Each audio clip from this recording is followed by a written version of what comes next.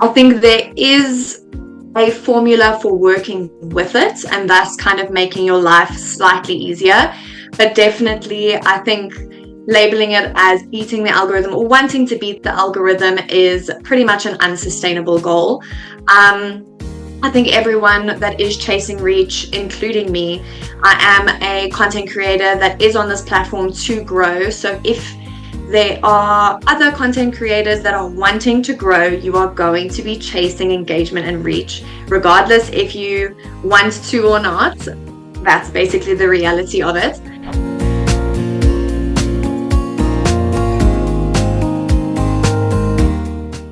So hi everyone, this is Eamon Tahir, and today we have the first ever episode of Beyond the Feed at Social Champs as the first guest, and she is the founder of Bréla Marketing House. So it's very wonderful having us on our show, and the first ever topic that we're going to talk about today is how to beat the algorithm without burning out.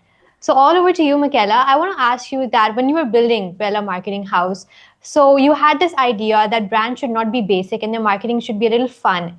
So according to you, what is not basic when it comes to marketing?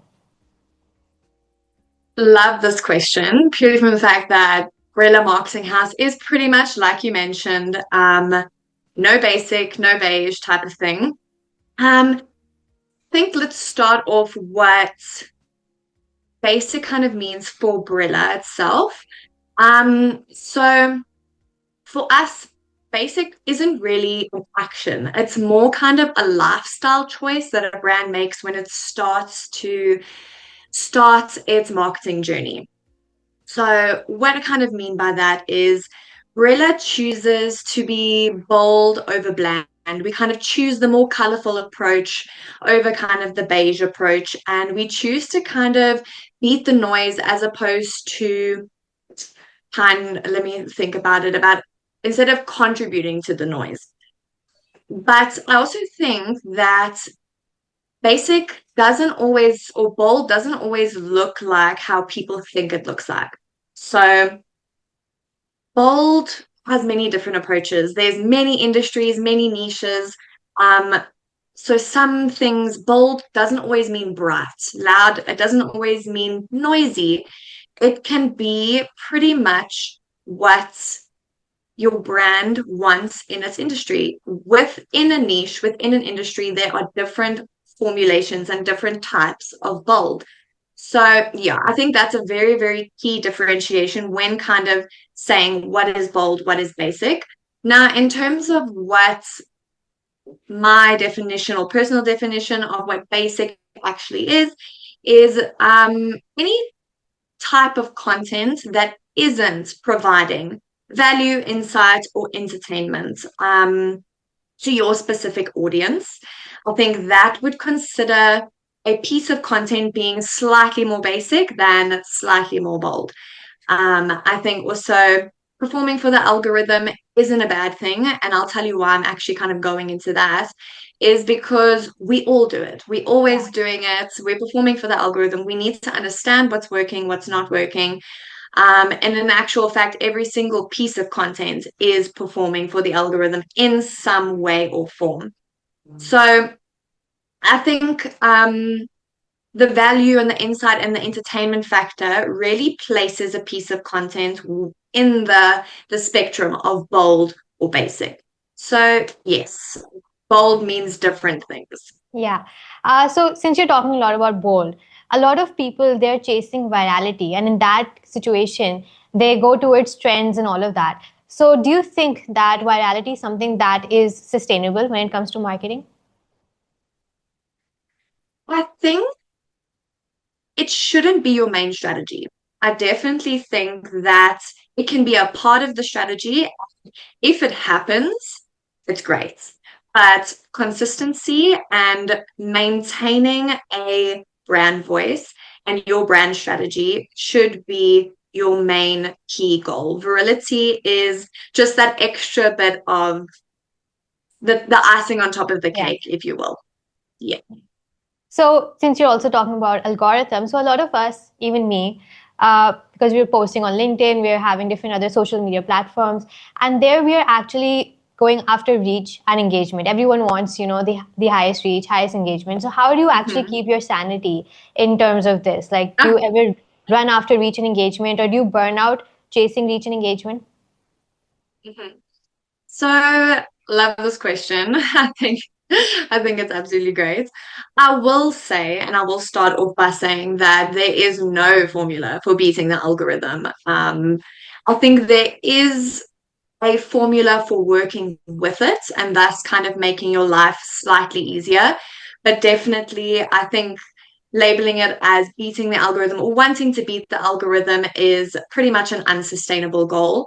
Um, I think everyone that is chasing reach, including me, I am a content creator that is on this platform to grow. So if there are other content creators that are wanting to grow, you are going to be chasing engagement and reach, regardless if you want to or not. That's basically the reality of it. Um, I also think that keeping my sanity is of a stretch because sometimes or some days it does not feel like that. It feels like I've lost all my marbles. I need to try gather my marbles again. But I think ultimately what helped me is that I found a methodology that aids in creativity and really does help me formulate my content a lot easier. So in the sense of kind of understanding or figuring out that method. I think it will aid you in keeping your sanity as much as you possibly can, while still obviously getting the creative juices flowing and getting your content specifically working for you. I think it's very important that content should be viewed as something that has a function, something that has a role that needs to be fulfilled. I think if we're trying to kind of place content in a really, really good situation for us, in order to keep our sanity, we need to be treating it as such. It needs to contribute towards the role that you are trying to achieve, whether that is growth, whether that is engagement. It needs to be contributing towards it and not working against it. That's nice. So since you're talking a lot about social media algorithm, what's the myth that you know about social media algorithms that people still believe? Like, for example, there's hashtags that people still think, using them is actually very good for their marketing. Mm-hmm. So what myths do you think people are following still? Oh, one of the biggest myths I could definitely say is that more followers equals more influence. That is not the case these days. Yeah. That I think that myth is definitely coming to light and kind of showing itself for what it is, exactly that, a myth. Um, Followers kind of back in the day used to mean currency. The more followers you had, the more bargaining power you had. But I think in 2025 and in the foreseeable future, that is definitely not the case. Followers are no longer kind of the currency to trade with in brand deals. It's more engagement. Engagement is the currency that you are going to want to be using as leverage, as bargaining power for yourself. Um, for instance, you could have 100,000 followers, but only have 1,000 followers who are mildly engaged. Or you could have 8,000 followers with 1,000 followers that are heavily engaged. So I think the ratio in that sense really does speak to brands and the tight budgets that they have these days. The economy is in complete unrest everywhere. Budgets are very tight, and brands are no longer just wanting to work with you because you have millions of followers. They're wanting to work with you specifically to make sure that the money that they are putting in, they're wanting the return out. So again, engagement is the main key to this, but the main myth, followers, followers, followers. I think Yeah. a huge push towards micro influencers is going to start to rise, which is obviously good for us, good for me, good for you as a micro influencer. That's true. So why do you actually think, because you're talking about micro influencers, why do you think that people are moving towards micro influencers? Like, the one point is that they're more trustable because they're more human and they're more authentic. But what other reasons you think people are going towards micro influencers? From a brand perspective and from a investment perspective, let's kind of get a little bit more technical. Brands have a certain budget and they want a good ROI. They want a good return on their investment. When they are putting money into a micro influencer that specifically has the engagement levels that they are looking for, let's assume that again we take the 8,000 followers with 1,000 heavily engaged audience. It just makes the risk for brands a lot less, and it makes the micro influencer seem a lot more appealing, as opposed to maybe doubling the budget because they're working with a bigger influencer and the risk is slightly higher due to maybe the engagement not really being there. So I think that's pretty much the Yeah, direction as to why people are kind of going, or brands are kind of going more towards micro influencers. that's right. That's actually very good for both of us, like we said. It So is, how yay.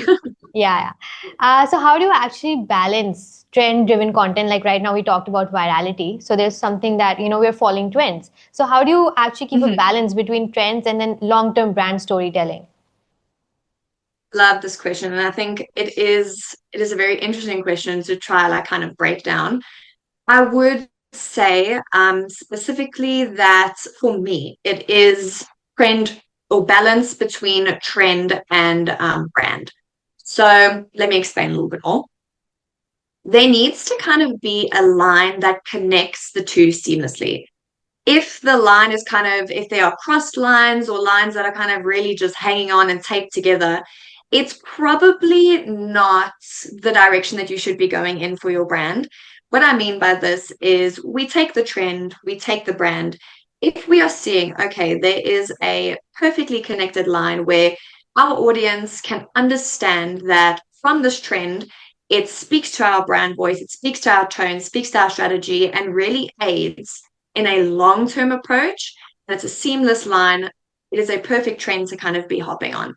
But if we're kind of seeing the wiggle waggles and we're saying, okay, no, but let's just maybe tweak it here, our audience might understand it here. It's probably not a trend that you should be hopping on. Um, I think specifically a trend should work with your storyline and your image and never kind of go against it. I think you also, as a brand, there's a responsibility that you need to understand. Trend driven content is great, and trend driven content is obviously for or backed by the strategy of virility. But pushing this kind of envelope is also a massive driver for also understanding that we need to know when to push and when to pull back. So, yes, sometimes we are definitely going to be pushing to work on a trend, but we also need to understand when a trend just is not going to work for our brand. And I think maybe these three things I've got in my head that might aid in identifying if a trend is good or not. So, if a trend can be seen as something your brand can adapt within its own storyline, I think it's a great fit. If the trend aligns with the brand strategy in a seamless way, like I did mention, there's no tweaks or there's no, okay, no, but maybe they could see it this way, then I would think it's a pretty good fit. And maybe if it's aligns or if it's used in a longer term, like a longer term storyline, if you can see this trend has a little bit more evergreen content that can be created from it, I think it's a great trend to try to kind of be hopping on. But the balance between a trend's ability to contribute towards a brand strategy in a good way and the longer term vision is kind of what makes a trend worthy or not, or whether it should be in a consideration stage or Yeah. not. That's really nice. So that's for all of the brands that are just following trends, blindly. So the next question Exactly. is that how do you actually make sure that your brand is consistent? Because every other day algorithm is changing. So, all social media, it's not like back in the 2000s where everything, used to say same and static. But now every other day we have a different change. And for different platforms, you have different algorithm changes, which is a much greater hassle. So how do you make sure that your brands are consistent during this time? I would say experimentation is key. I think experimentation should 100% be your best friend, especially in an ever-changing system. I don't think one solid strategy is going to aid to the flexibility that you need in the industry. And I say this across all industries and all niches because the algorithm is constantly changing. Yeah. So I think in terms of staying consistent for personal branding, experimentation is huge. I think staying consistent for client branding, experimentation is huge. But there are certain aspects that definitely need to be taken into account. So, for a personal brand, I think understanding your niche, Yeah. number one, understanding the audience that you're speaking to, number two. And I think also doing the research of understanding what is working in your industry, whether that is from creators that inspire you, or whether that is from ChatGPT or any kind of resource that is factual. So you need to obviously be understanding what works on the platform to know what to do in order for it to work. For a brand or for a client, I think also completely understanding the niche and the industry that they fall in before kind of making a little making it more creative or making its own twist, I think is essential. And then the consistency part will come in where the content kind of just flows. When you know what happens or when you know what works, you Yeah. have a lot more base and a lot more knowledge to kind of work with. That's right. So social media is actually very exhausting, and you're an agency owner, and you're also handling your personal brand as well. So how do you actually make sure that your creativity never, stops and you're not burning out? So how do you make sure of that? Love that question. Yeah, the creativity and trying to kind of keep it consistent and trying to kind of keep it always on is it's quite a tough ask, especially um if you're trying to balance everything else in between. I think specifically for me, the creativity needs to be protected at all costs. I think especially in the marketing realm, you constantly need to be on, you constantly need to be creative. So you need to protect the creativity that you're wanting. As an agency owner, I think there's a lot of pressure for my brand to kind of push creativity, but also specifically for clients. So it's kind of almost like a twofold. 100%. It's extremely exhausting.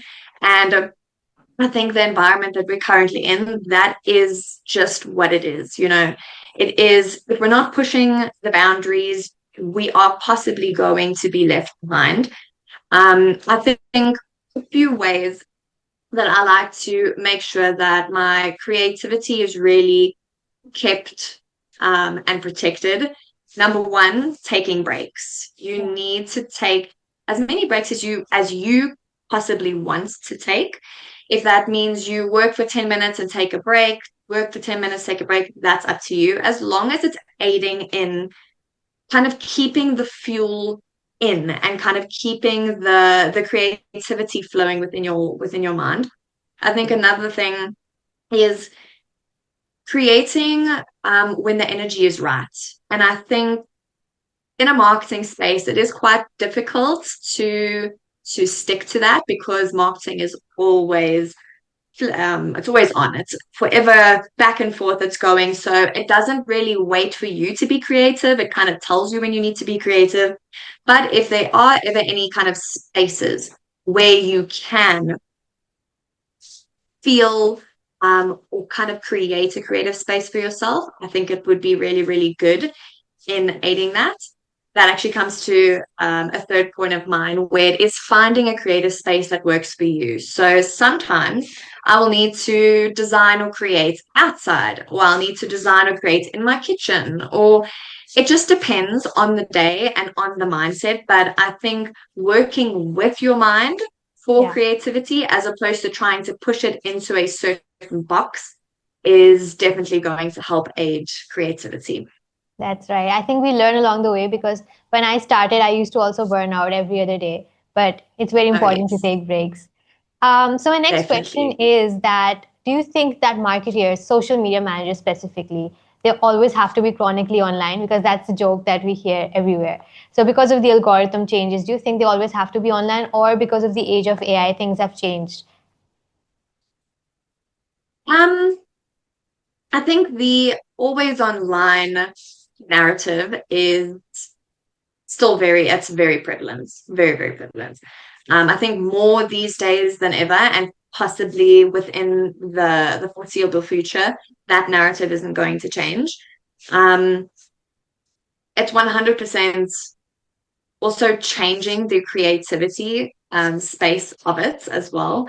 I think marketers are now needing to be a lot more creative overdrive almost, where we are needing to create the next best thing. We need to double down on value. We need to double down on entertainment. And I think in that sense, it's more, or it can be a very double-edged sword, where it is great that always being online is aiding more content into the algorithm. The algorithm is changing and more it's aiding more creativity because it's allowing creators to start to shift certain things. Yeah. But on the other side of the algorithm, or on the other side of that kind of double-edged sword, is there's a lot more noise in the algorithm. So it's a lot harder for people to now stand out. We're needing to create, again, like I said, the next best thing. We're needing to create bolder, um, better, all that type of stuff. And I think that's where a lot of the authenticity within, sorry, let me just quickly, there's just noise behind there. Sorry if you can hear that. Um, but I think that authenticity is definitely a huge part in aiding Yeah. that kind of the creative juices, and always being online it's making it just a slightly little bit easier because we're not having to kind of always think outside the box, and Yeah. we're kind of aiding ourselves into our authentic part into our content. So yes, it definitely equaling to that is a the always online approach is it can be difficult Yeah, it could. for people like us, especially creators, because it's a constant, almost feels like an impossible job Yeah, I agree. of constantly being online and doing everything. And but I also think research and constantly um, evolving and making sure that you are recycling and looking at the content that is working is definitely going to make it a tad bit easier. That's right. I agree on that. So since we're talking a lot about algorithm, there's this trend of using humor and memes when it comes to trying to beat the algorithm basically. And you also use a lot of humor on your LinkedIn, so I've seen that as well. So do you think that just because of the sake of performance, brands tell you to use less amount of humor? And do you think that's right? So funny enough, or actually good enough for me, that that's never happened. I've never had to kind of dim down the humor in order to kind of see more performance. I think there was a fine line when I started to create my brand where it was that I carefully created a brand that is known for specific aspects, and those aspects include humor within my content. So if it was a case that I kind of had to remove that, it actually wouldn't be authentic anymore. And I think that would actually decrease the performance purely from the fact that that's the brand that I've built and that's the brand that people know. So I think the pressure in that sense actually was a good stepping stone for me, because the pressure became making sure that humor is always present in my content and always sticking to the authentic narrative, as opposed to trying to maybe make a little bit more of a formulated post where people could immediately see that, okay, she's not trying today. She just wants to post just for posting. So yeah, I think that pressure was actually a good kind of pressure that was added to the content creation for me. But yeah, I don't think there should ever be a time where a brand kind of pulls back on its brand, on its actual storyline or its voice or its tone for the sake of performance.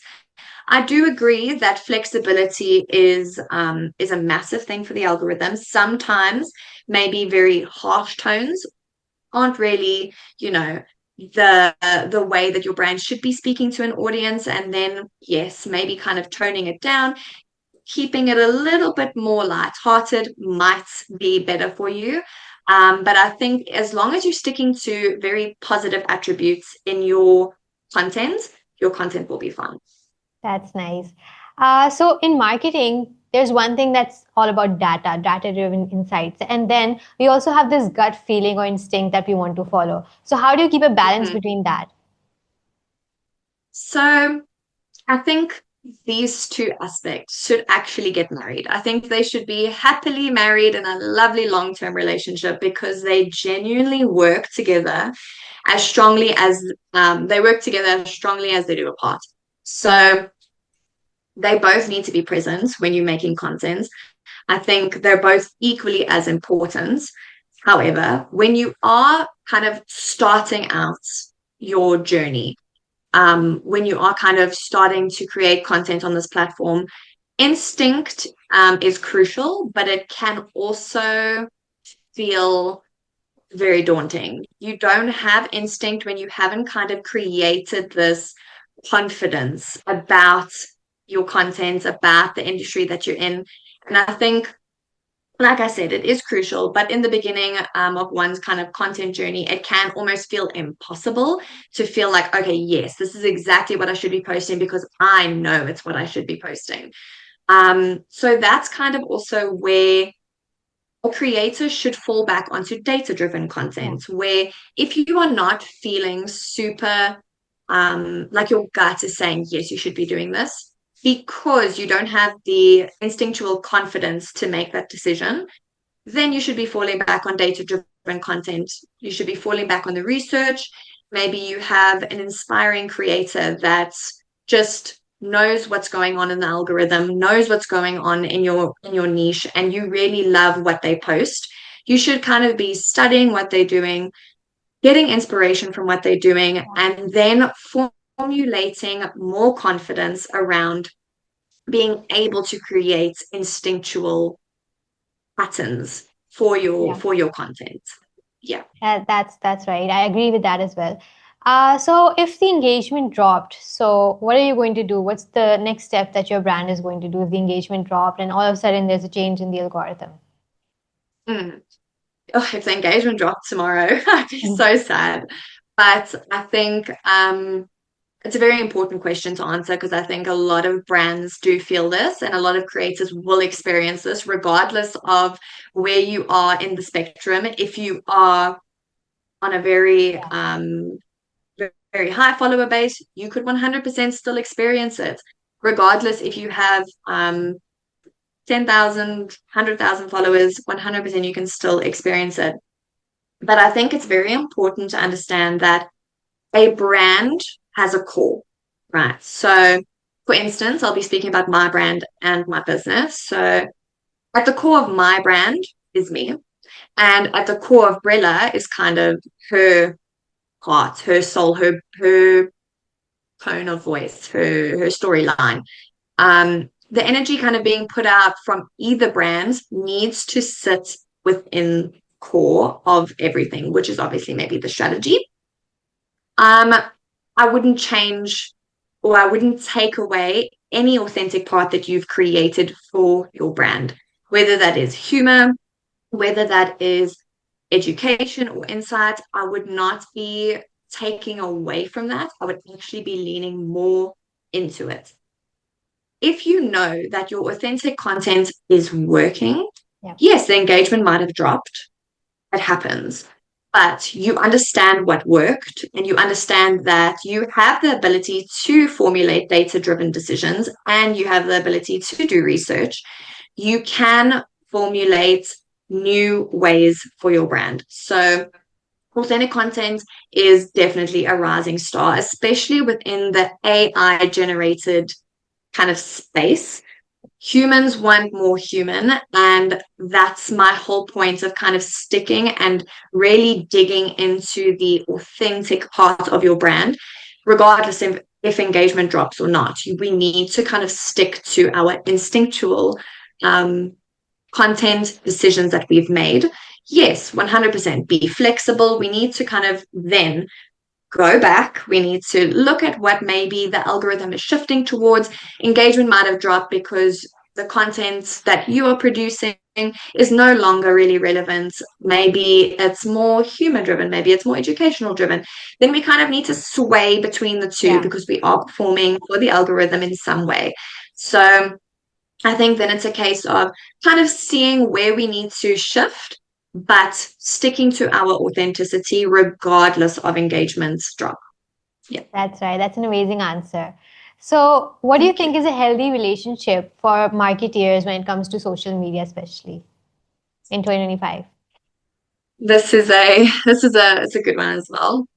I think social media is pretty much one of the biggest worlds in a marketer's world in 2025, honestly. But creating boundaries is so important. Like, I think that aids in the health of the relationship between the two. Um, it can feel like one, it can feel like that's the only thing a brand kind of should be doing. Um, if I'm taking it from a marketer that is aiding a brand, then yes, if we're not kind of creating boundaries, then it almost feels like social media is the only thing that we should be focusing on. The only thing that we should be doing is impressing the algorithm, and we kind of get caught up in going viral. I always see that pattern where we start to place this huge focus only on social media when it comes to marketing, that brands start to suffer because all their eggs are kind of in one basket. We've seen it with TikTok. We've seen it with the creators that were on TikTok when the whole the instability of TikTok in America came about. There was a lot of disrupt in the creative industry, and people were very worried because they only stuck to one thing.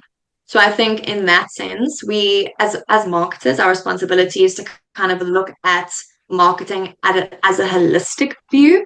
We need to be able to see that social media is not the only thing out there. It is a huge thing and definitely should be in our strategy, but it's not the only thing that we should be doing. Like I said, we shouldn't be having all our eggs in one basket. But then if we're kind of looking at a healthy relationship for a singular marketer like myself or like you, um, again, we need to be creating boundaries with the thing that we're constantly on. Yeah. Like I've seen it many times. I've done it. I've been guilty of it many times. Social media is this brilliant ecosystem that has just been created for brands and for users and for individual people just walking around wherever. Um, but when we're using something for work and something for play, so something for entertainment, let's say, then the separation starts to become very blurry, and burnout can become so prevalent in that because we're not separating it. I'll give you an example with an accountant that uses Sage for their work activities is not going to go after hours and scroll on Yeah. Sage and think, oh my word, these numbers are absolutely amazing.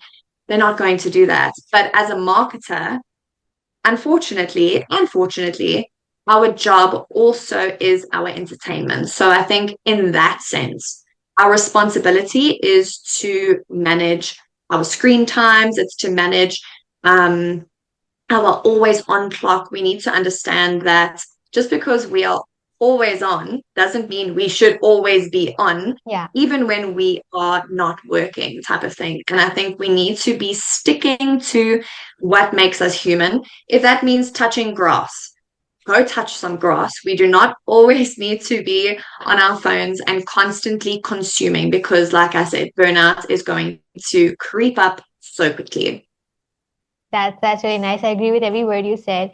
So this brings us at the end of the podcast, Michaela. And at the end, I'd just like to ask you to give any advice to all of the creators, the founders, the marketeers who are trapped in this algorithm game.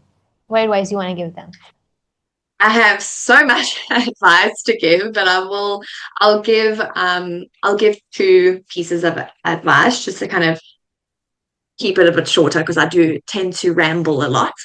Um, I think the mindset shift that I had was kind of an understanding that content needs to work for me and not the other way around.